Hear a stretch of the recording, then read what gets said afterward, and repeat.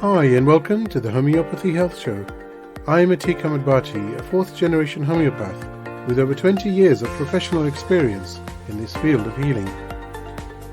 In the Homeopathy Health Show, I'll be talking all things homeopathy and natural, with guest interviews, tips and advice, and answering some of your questions. Homeopathy is truly a unique complementary system of healing suitable for all ages, young and old. I'd love to hear from you and welcome your questions on homeopathy and how it can or has helped you.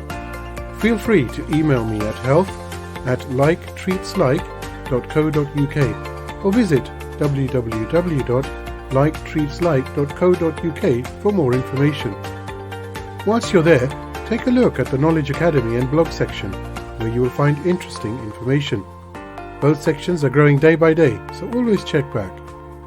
So let's begin today's show on UK Health Radio, the world's #1 talk health radio, real feel-good radio. I'm delighted to introduce my special guest this week, Luke Norland.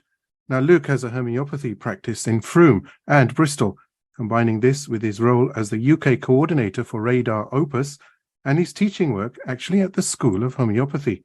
Luke has a very interesting background actually, with similarities to my own experience growing up. He grew up sharing his family home with the School of Homeopathy, which is based in Gloucestershire, run by his father, Misha Norland, who was also one of the founding members of the Society of Homeopaths. Now, even more interesting is that Luke studied classical music before homeopathy. Luke, I'm absolutely delighted to have you on the show today. Thank you so much. How are you? Thank you. I'm well. It's a pleasure to be here and be talking about homeopathy with you. It seems that there are similarities in our stories, and that we both have it in our family, in the DNA, so to speak. So absolutely. Yeah. Well, today actually seems to be a show of similarities or similars. So we're certainly on the right track, aren't we, here, as far as the law of similars goes? Similia similibus, a truly great start. Yeah, absolutely. And I remember one of the things that my father doesn't run the school anymore. He passed away, sadly, but Manny's running it now. So it's a real family business. So my oldest brother, Misha's first son, is running the school. But talking about the law of similars, it reminds me of something that Misha always used to teach the students, and talking about the basic principles of homeopathy. And if you think of something that is similar to a lemon, that's quite easy. You can think of other citrus fruits, or like oranges and grapefruits, or other things that are spherical, or there's different kind of levels of the similarity. But if you try and think of something that is completely opposite to a lemon, now what would that be? It could be anything, really. Is it something that is square? Is it just a piece of furniture? Is it, it could be absolutely anything. So it's much harder to find a true opposite to anything. And that's, we're looking at the two different systems of medicine, homeopathy and allopathy. And homeopathy is based on the law of similars, which is much easier thing to work with conceptually, actually. Absolutely. I 100% agree with you. I think it's in our design brief to heal from things. That is, it's not something that God left out of the, design, if you like. And when everything's working as it should be in the organism, in the body, we're capable of healing from things. And homeopathy is working with that principle and supporting it, rather than saying from a place of, no, you need to take this medication to get better. Your body can't do it itself. And of course, there are some cases where people can be severely, you've got to work with the vital force, or the immune system of the person. And, so if their level of health is very compromised, then it's, harder to get that kind of chain reaction going with homeopathy. And there are lots of things that weaken the vital force, and taking strong medicines is one of them. And there are many things really in like modern society that kind of weaken vitality. And I don't want to do a big shopping list, but no, you're welcome to do that. But you're absolutely right. The things that I've seen, and I'm sure, Luke, you are testament to this as well, the things that you have encountered with patients and how they have recovered, sometimes with one single dose, sometimes with several, perhaps. Every patient is different, but the results are just profound, and they're lasting results. And until you experience it for yourself, that can be hard to fathom. And as you know, I was brought up, my father a homeopath, so I was treated for all sorts of things as a child. I had warts on my eyelid and on my thumb, and I distinctly remember getting teased, getting ribbed at school for that, and feeling very ashamed about it, of having this sort of blemish. And eventually with pulsatilla, they went away. And that's quite magical. But when you're young, you don't really think about it too much. You sort of take it for granted. And then when I was older and I was at music college studying classical music, which is a cutthroat kind of business, by the way, even though it's about artistry and musicality. And I was struggling in that environment. I'd moved from, Devon, the countryside, a sort of simple, way of life where, you're a big fish in a small pond. And I'd moved to London. It was a very competitive environment. And I developed a boil on the top of my bum. And I didn't tell anyone about it. I didn't want to, I never I had no experience really of going to GP, and I was ashamed of it. So I didn't talk about it. Then when I went home and talked to my father and, showed it to him, and we spoke about it, and he asked me lots of questions that seemed very disconnected to that, were more about my life and my personality and what was going on for me. And then he went to his drawers and pulled out a remedy and gave me one. And then 2 weeks later, the boil had stopped, discharging pus, and it dried up. And I was like, wow, that's quite incredible that homeopathy can do that. And I think that put me on the path of, wanting to explore healing modalities. After that, I started reading astrology properly and studying astrology whilst I was a music student.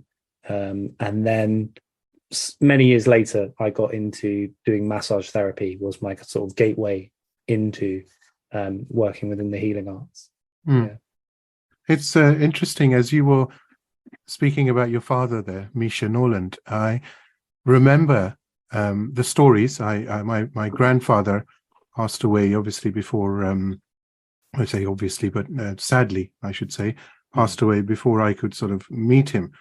But I remember that my father used to recount stories that, your grandfather used to say to me, that he used to give, somebody would be sick and he would give one dose, and these doses were not even repeated. So true classical homeopathy. And the patient would respond and they'd get better, and he'd always have remedies in his pocket, for example.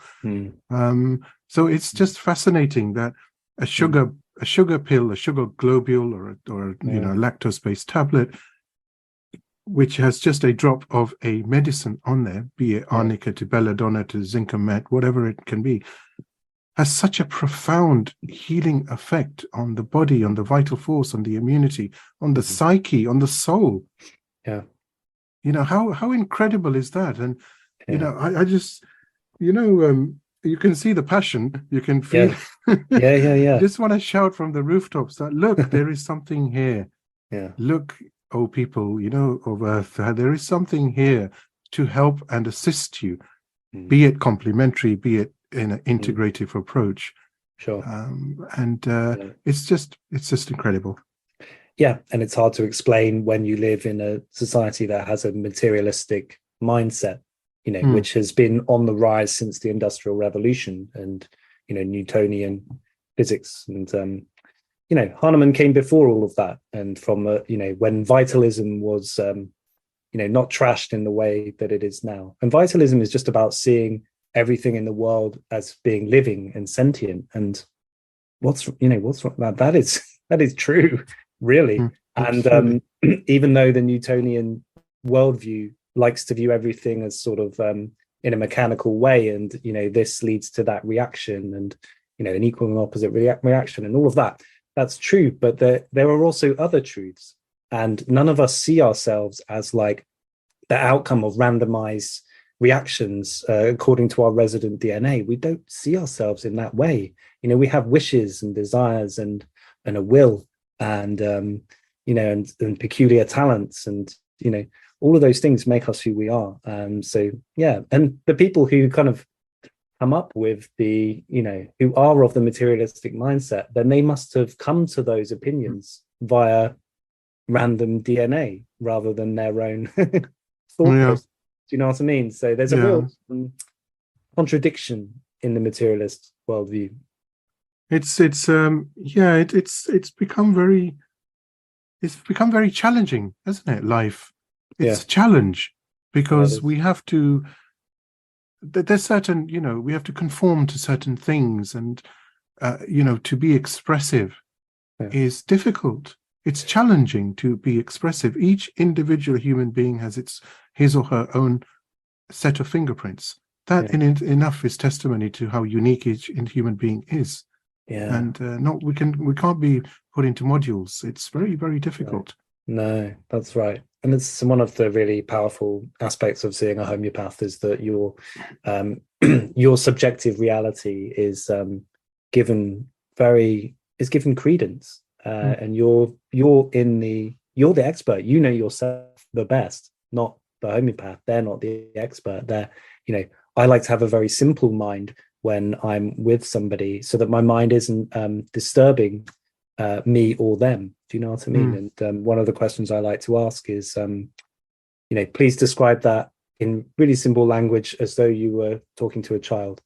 Just cuts out all of the theorizing or rationalizing about it, because we're so used to compensating for our weaknesses and our vulnerabilities, and it's a kind of nice bypass to get someone to talk about their vulnerabilities a little more and explore their subconscious a little more, which no one asks us to do really in life.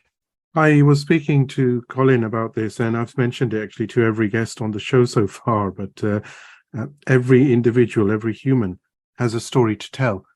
And, I believe that very, very strongly. And of course, it's true, but it just takes time for somebody to sit down and listen. And I find during a homeopathic consultation, I personally have, even though the patient is unwell, but I've never walked away from a consultation where I actually haven't learned something. Yeah. Such is the manner of expression that comes out during a consultation, because we're looking at the person holistically. It's not just a cough and a cold, or an abscess, like you mentioned, or a boil. There's deeper meanings, and in at least over 70% of the time, it's the mental emotional blockage or trauma that one has gone through, no matter how short-lived it may be, even. Yeah. That is the indication, to what is actually going on at a psyche level. Yeah, absolutely. And many different homeopaths talk about that. Hahnemann mentions it in his Organon, which you have there in your background, and Kent, of course, talks about it. And people can find it. People can find that challenging to accept, but I think most of us know it to be the truth. That if we suppress things at a mental emotional level, the organism is linked. The mind and the emotions and the body are interwoven, and if that disturbance is suppressed at the mental emotional level, it's got to get out of the organism in some way. And that's when you develop, when we say you somatize something, it means that the body is expressing it because your psyche isn't allowed to express it. This is fascinating. I'm loving this. Now, I wanted to, we can talk for hours, by the way. I'm sure we could. I wanted to ask you, actually, what was it like growing up in a homeopathic environment? So I was answering this question myself because somebody asked me a few episodes back. And personally, for me, it was at an early age, I didn't really notice it because you get used to something and you grow up. Yeah. But as I reached some maturity somewhat, then it sort of dawned on me that, what is actually going on? And I actually paid attention. and then of course, the rest is history as such. But Mm. how was it for you growing up Mm. in a homeopathic community, a homeopathic environment, Mm. on a day-to-day basis? Yeah, it was. Of course, you only know your own experience, but it was different from all of my friends at school. We were, living on the outside of a small village in Devon, so it was, a rural community, and we were kind of like the weirdos, really. And every month or every fortnight, our house would be filled with students coming to learn with my father and the other teachers that he had around him. So my house was the School of Homeopathy when I was growing up, and so you learn all about different people, and then coming into your environment, and having a sense of community from that, and then there are other aspects about it which, like you say, and like I mentioned as well, you sort of take for granted when you're young, the fact that we only went to the GP probably like once or twice when we were young. We didn't have vaccinations, and we didn't really, I remember having mumps, but I don't remember it being a difficult experience. And there are some things I remember, like when you have a fever, and I used to get earaches a lot, another kind of indication for pulsatilla. And I remember in those times I would have all these like strange, almost hallucinations of like red people marching, that sort of thing. But we were given so much freedom. We had a big house. We were encouraged to play a musical instrument, and given a lot of freedom, and didn't really, I suppose it was a bit of a bubble growing up in the School of Homeopathy, and I'm aware that my thoughts are kind of going a little bit higgledy-piggledy here. There was something I wanted to remember. Yes, there's something from school when everyone went to get the MMR vaccination, and I was in like my drama class, and the drama teacher was a dragon. Nobody liked her, and she put everyone off doing drama. So I was in with her, and everybody else apart from me went off to get their vaccination, and she started being aggressive towards me because I wasn't. She was like, "That's incredibly stupid. Why aren't you getting it?" And I just said, "Well, my parents don't want me to." And then I said, "Well, what do you, how much do you know about it anyway?" I think I got a bit of cheek in there, but so there's always been like a point of difference, really, and being, that can be hard, can't it? I'm sure as well. It can be. It can be. But I was just going to say, but do you know what? Now, as I've aged, and being a father as well, and just moving on with life and having practiced for so many years, it doesn't bother me at all now. In the early days, it certainly would. I've had people who've been laughing and joking, and everything that comes with anything different that you do, perhaps outside of a regulated system, perhaps. But it doesn't bother me anymore now. No. I'm comfortable because I have the answers, and yes, whether somebody wishes to believe or not, it doesn't matter. But as long as you give the message to them, then at least they're aware. For you, your medicine; for me, my medicine. Yeah.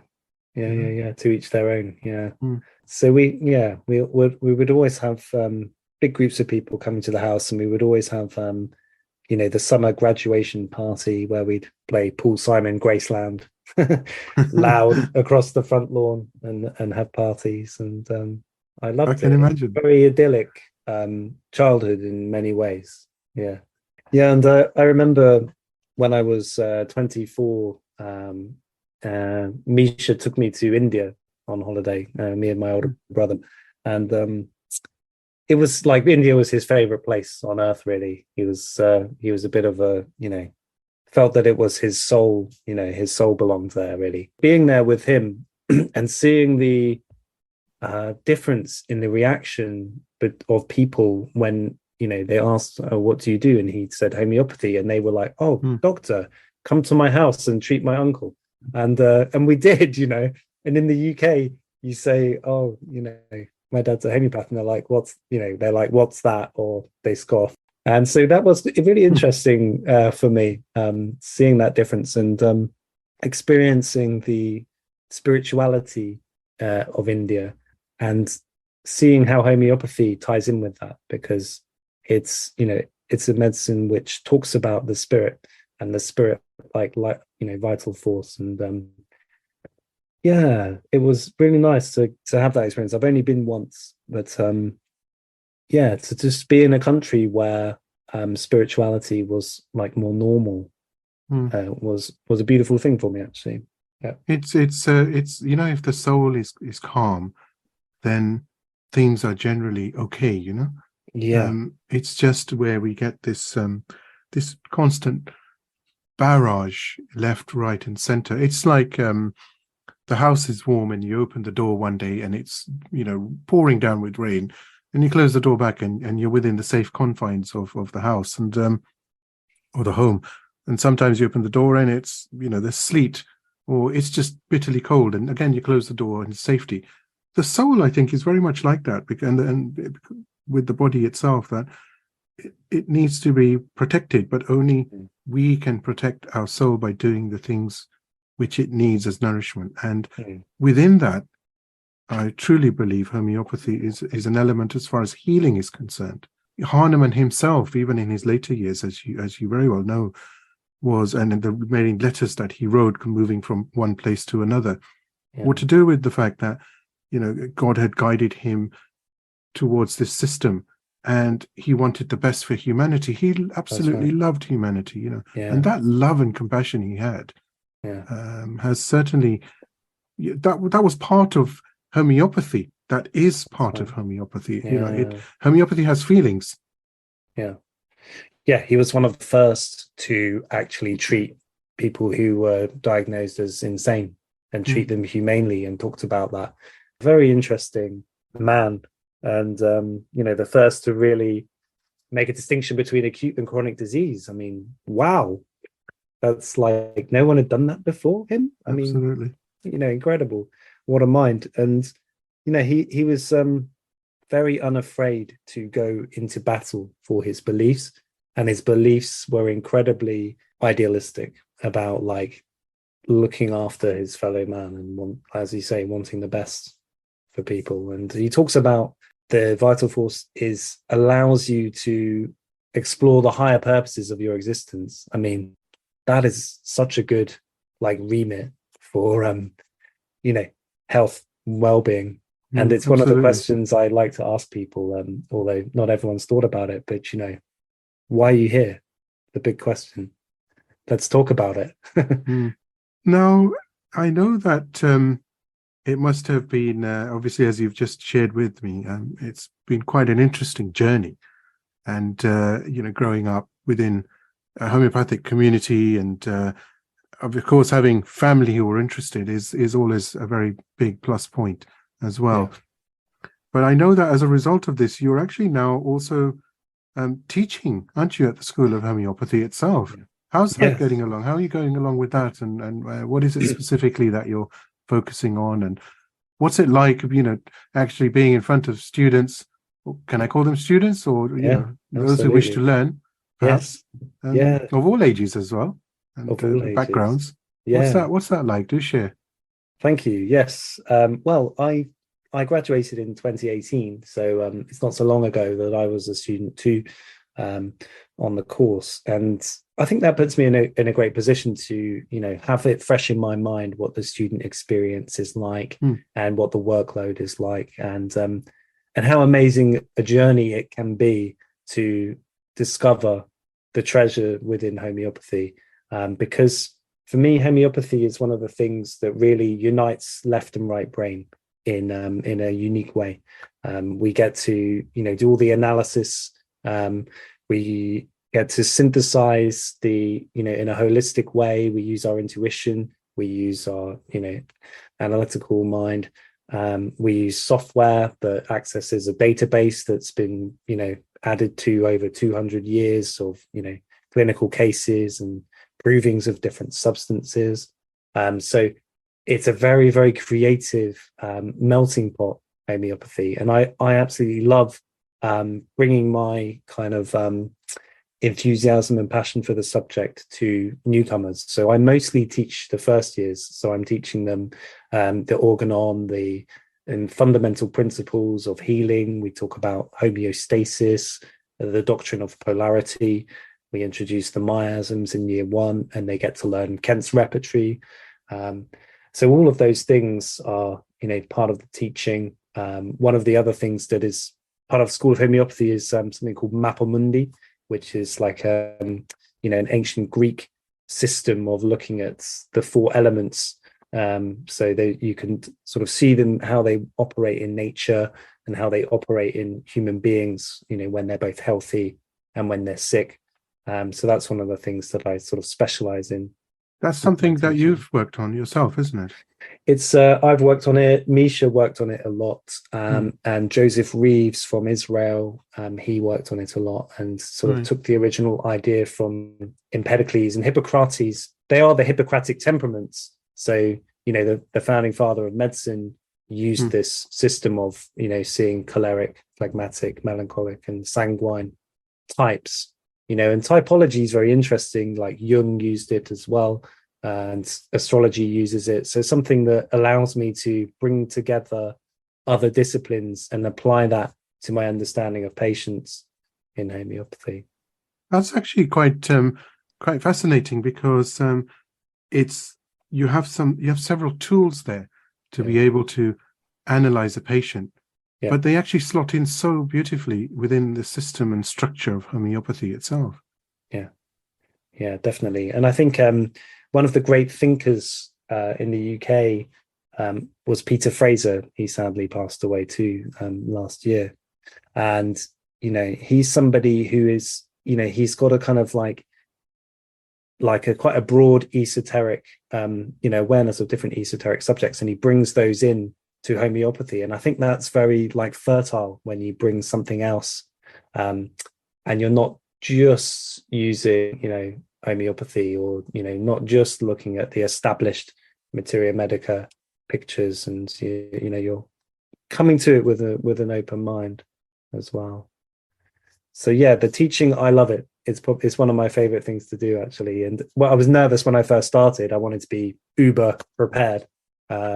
And these days I'm more relaxed about it. I can go away from my my sort of structured lesson plans and notes, and be more interactive with the students, and sort of gauging what their particular needs are. And the numbers have been good as well since COVID. I think it's that whole thing, and the lockdown, and that sort of awareness of health, and the kind of way we interface with the conventional medical framework now is leading people to things like homeopathy, and they want to study because they've seen good results. And and oftentimes it's mothers who see good results for their children, and they think, I want to do that, I want to study. And the school also has a correspondence course where you can do the work from sort of an e-learning for 4 years, and you have to have your clinical hours, etc. But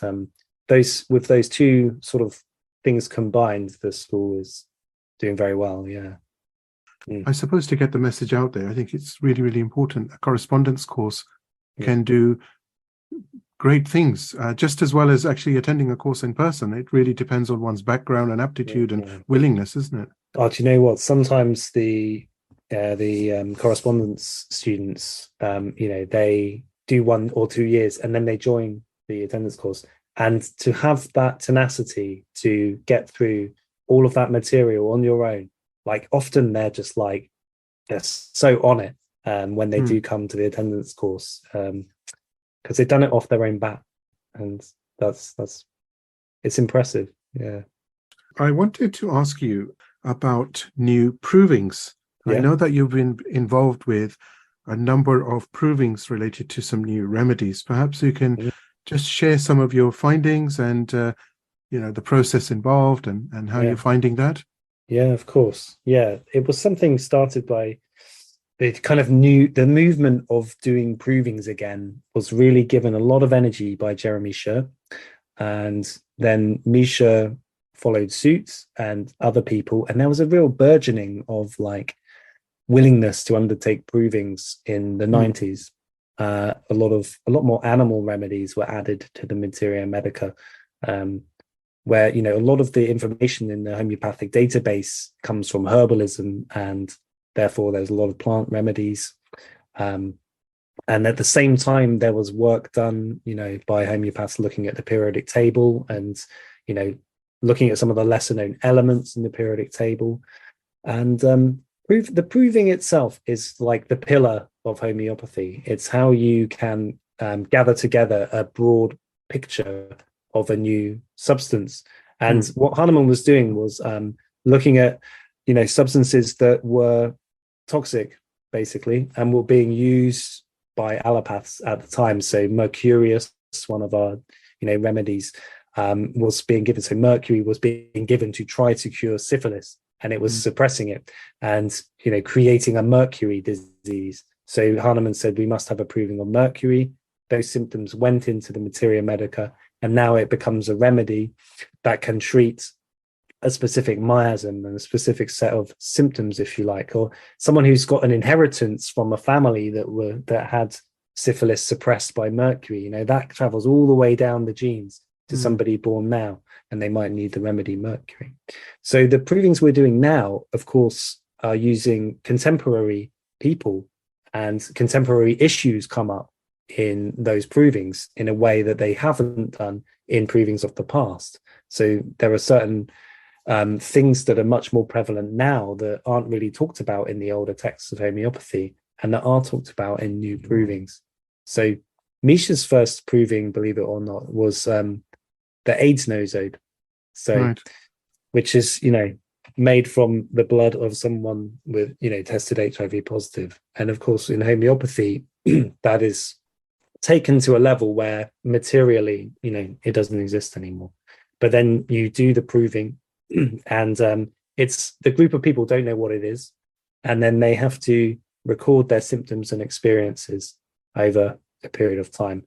And what we found is that the group who take the proving in our school know each other. They've been together for 2 years studying, and then the proving itself is also it's a kind of like looking at the way group dynamics work. Because the group becomes a lot more bonded by the experience, and you see a lot of coherence in the types of symptoms and the type of life experiences they have in that 2-month period. So the group seems to amplify the effects of the remedy in our experience. So, there's, in the old days, provings were done with very, very low potencies, and you would get some very nasty physical symptoms. We use 30C, so it's more like you will get some symptoms, of the nervous system, but it's very unlikely to kind of, it's not toxic, basically. So you get more of the picture of coherence on the level of the mental and emotional and the nervous system, and basically the remedy will affect each person slightly differently because everyone is unique, everyone has a different constitution. So it's very difficult to work with all of that data, and some will undoubtedly be belonging to the individual, and some of it will be belonging to the influence of the remedy. And so you have to kind of see when 3 or 4 people have had a similar symptom, then that makes it more likely to be part of the remedy. So some of the remedies that we did recently were like a proving of two-toed sloth. And so, it's a mammal remedy. And my brother lives in Costa Rica. So, there was his partner at the time was a vet, and the sloth got injured. And so we were able to get a hair sample of the sloth. So the hair, has the DNA. And we did a proving of sloth. And it had a very coherent picture that is aligned with the, what we know about mammal remedies already. Which we don't have to go into now, but there are, if you're interested, all you have to do is type, mammal remedies in homeopathy into Google, and you'll find articles about, what the core issues of the mammals are. And they're an interesting group of remedies, and they're needed right now by people. I mean, even in the classical materia medica, there was lac caninum and so dog's milk and Yes. cat's milk were already there, and cow's milk. So the older homeopaths already could see that milk as a substance was needed for people to heal. Yeah. That's the sheer comprehensiveness of homeopathy as well.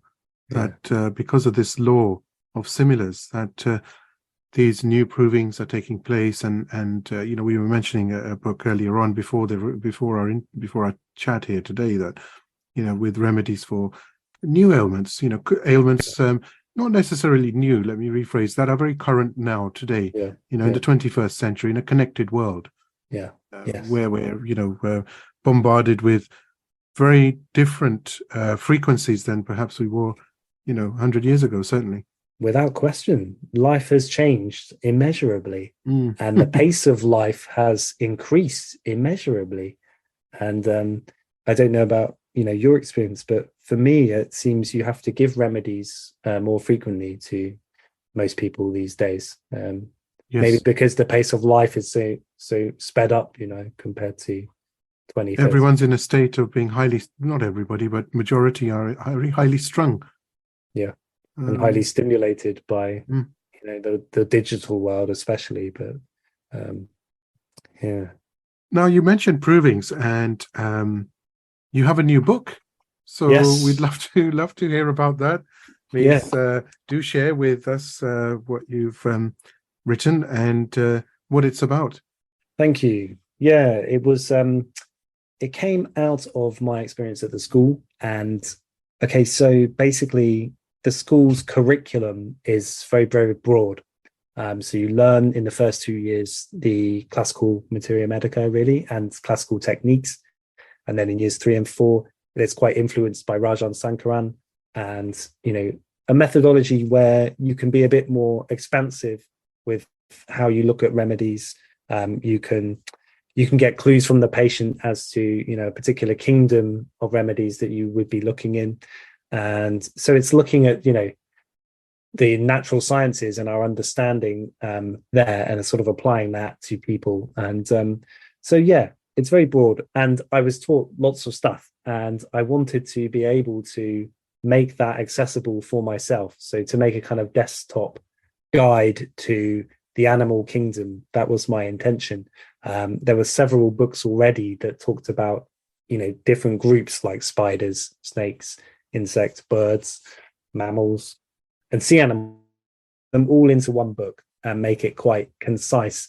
And one of the remits as well was to quote provings and to quote other people in a way that was kind of compiling what all the different people had said over the last 30 years to make it really crystal clear to a newcomer or a graduate that this is what these animal remedies are about. And there were a couple of patients I had while I was under supervision, where it was like everything I'd been taught about how an animal remedy would present was just like, bang. I was like, wow, that person so needs an animal remedy. It's so aligns with what I've been taught. And that experience powerfully amplifies, I've been taught this, and I've seen it in a very real way. So that, I think, inspired me to write about animal remedies. I mean, animals are hugely fascinating anyway. And it seemed at the time, Jonathan Hardy came to teach at the school, and I've, you know, seen him teach at the faculty conferences and seen his cases. And I do prescribe a lot of animal remedies myself as well. So I loved writing the book. It was a labor of love for sure. Took about 3 years, I think, with periods of, you know, more fallow periods, and then the editing at the end and doing all the referencing at the end was, you know, uni took a days. long time.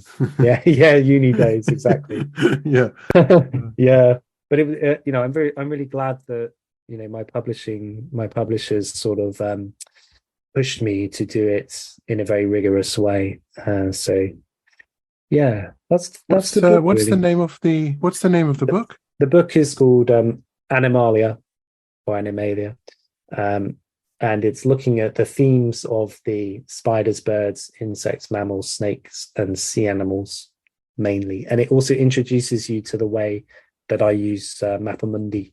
And each animal group is kind of put onto the circle of elements and temperaments to show you, well, just orientate what the themes of them are. So there's basically every homeopath knows about the remedy tarantula and its benefit for children who are hyperactive. So the diagnosis might be ADHD, and we see a child that doesn't eat very much, that likes to dance and likes to move and is very, hyper. They might have certain food cravings, and they might even like wait and hide and jump onto people's backs. I have actually seen that. And children are great because they don't compensate. They act out what remedy they need. So the spiders in general have some of that about them, and so to know that means that you might give tarantula first, but there might be other spider remedies out there that are more specific or more unique for that person.